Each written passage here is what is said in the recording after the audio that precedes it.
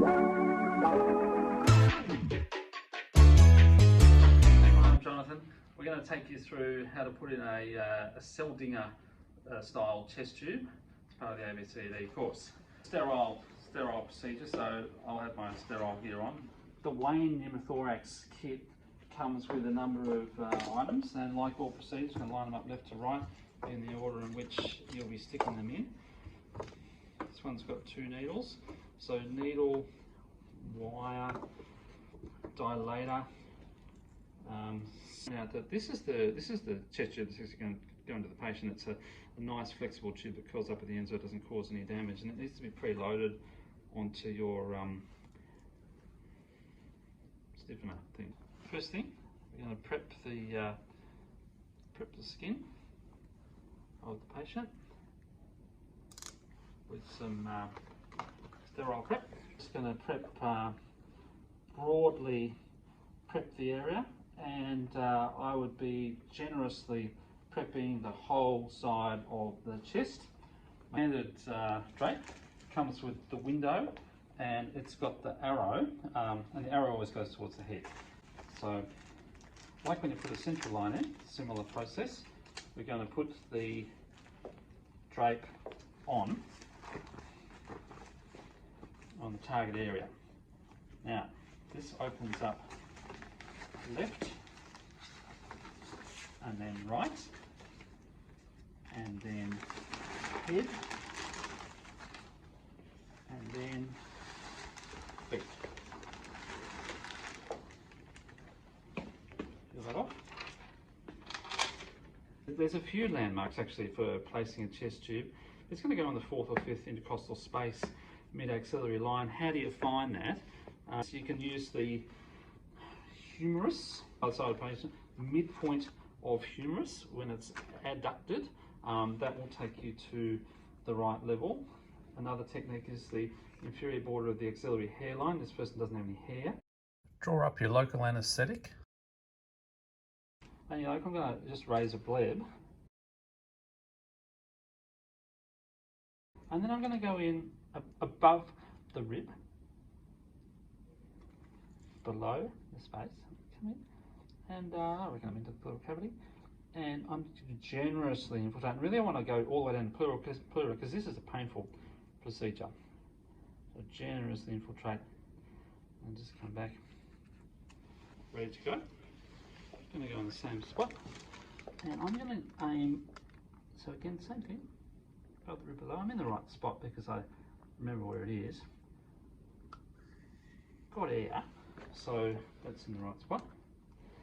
Feed that there. Feed the wire into the chest cavity, and that should just go nice and easily, like any wire. There should be no obstruction. That feels like it's going into the chest.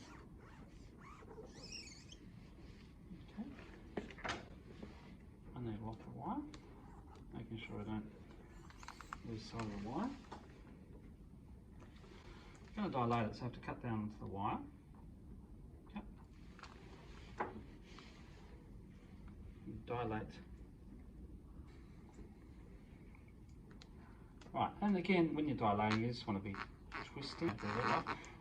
Just make sure the wire is still there. I'm twisting it. That feels like it's going to be. I might probably. That's far enough in. Okay. So this catheter handily has 3 black lines, and in your standard sort of size person, it's the middle. So let's thread that.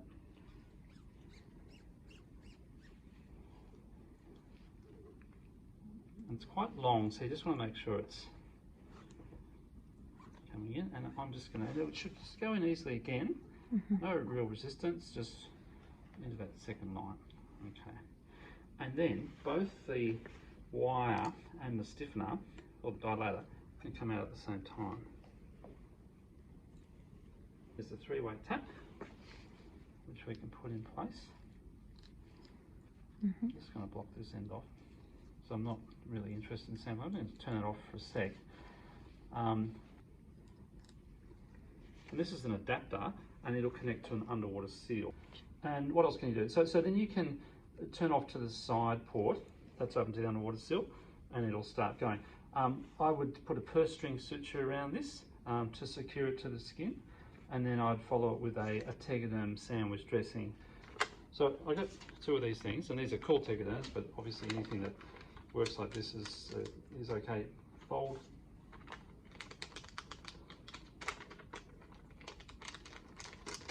Fold.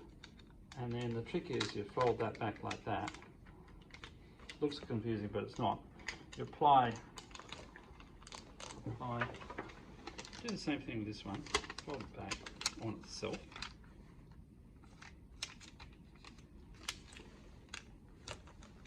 Apply, and you know, the real art to this, obviously, is to peel it so that they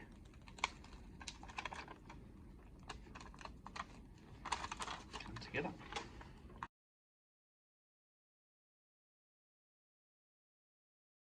And that makes a nice, clean dressing.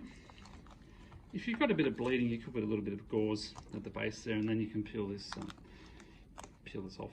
Then it's all done. But that's the tegaderm sandwich. Oop, doesn't stick. In a real patient, it sticks very well. Obviously, this line's been sutured in, so it doesn't get pulled out. Mm-hmm. Beauty. So a Seldinger test tube. First, load your pigtail tube onto the stiffener. It targets the fifth intercostal space in the mid-axillary line. Find this at the mid-humeral point or the inferior axillary hairline. Infiltrate your local anaesthetic, raising a bleb, then down to pleura. Insert the needle above the rib, below the space. Thread the wire, cut down into the wire, then insert the dilator. Remove this, then insert the chest tube to the middle black line. Remove the wire and stiffen it together. Connect to the underwater seal, suture and dress. Voila!